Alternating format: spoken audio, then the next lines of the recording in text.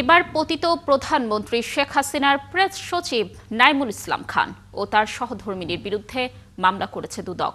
সম্পদ বিবরণী দাখিল না করায় এই মামলা করেছে কমিশন।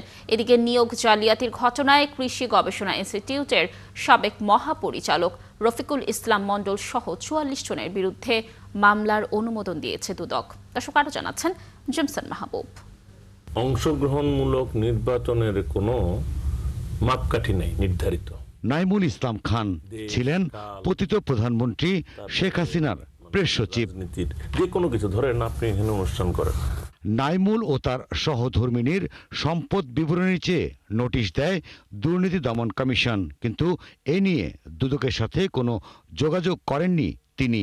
এবার নাইমুল ইসলাম দম্পতির বিরুদ্ধে মামলা করল দুদক। একই সাথে চলমান আছে তার বিরুদ্ধে অবৈধ সম্পদের অনুসন্ধানও। বিগত সরকারের প্রধানমন্ত্রীর প্রেস সচিব নাইমুল ইসলাম খান এবং তার স্ত্রীর বিরুদ্ধে দুর্নীতি দমন কমিশন থেকে নন সাবমিশনের একটি মামলার অনুমোদন হয়েছে। জ্ঞাত এই বহির্ভূত সম্পদ অর্জনের বিষয়ে তাদের বিরুদ্ধে অনুসন্ধান চলছে। অনুসন্ধান প্রতিবেদন দাখিল হওয়ার পরে কমিশন সিদ্ধান্ত নেবেন তাদের বিষয়ে কি হবে।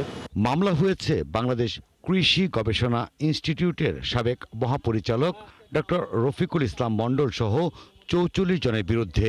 লিখিত ও মৌখিক পরীক্ষায় পাশ না করেই বৈজ্ঞানিক সহকারী পদে ৪২ জনকে নিয়োগ প্রদানের অভিযোগ আনা হয়েছে তাদের বিরুদ্ধে।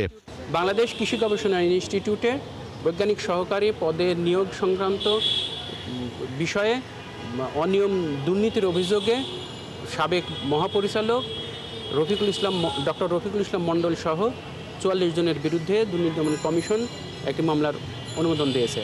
অনিয়ম আমরা যেটা পেয়েছি যে অভিযোগ ছিল সেটা হচ্ছে লিখিত এবং মৌখিক পরীক্ষা না দিয়েই অনেককে যাদের বিরুদ্ধে অভিযোগ আনা হয়েছে তাদের কৃতকার্য দেখিয়ে মূলত আসলে জালিয়াতি করে নিয়োগ দেওয়া হয়েছে। এদিকে দুদকের আবেদনে সাবেক রেলমন্ত্রী মুজিবুল হকের সহযোগী সাবেক যুগ্ম সচিব AKMG কিবরিয়া মজুমদারের ৫টি ব্যাংক হিসেব জব্দের আদেশ দিয়েছে আদালত। জেমসন মাহবুব, ৭১, ঢাকা।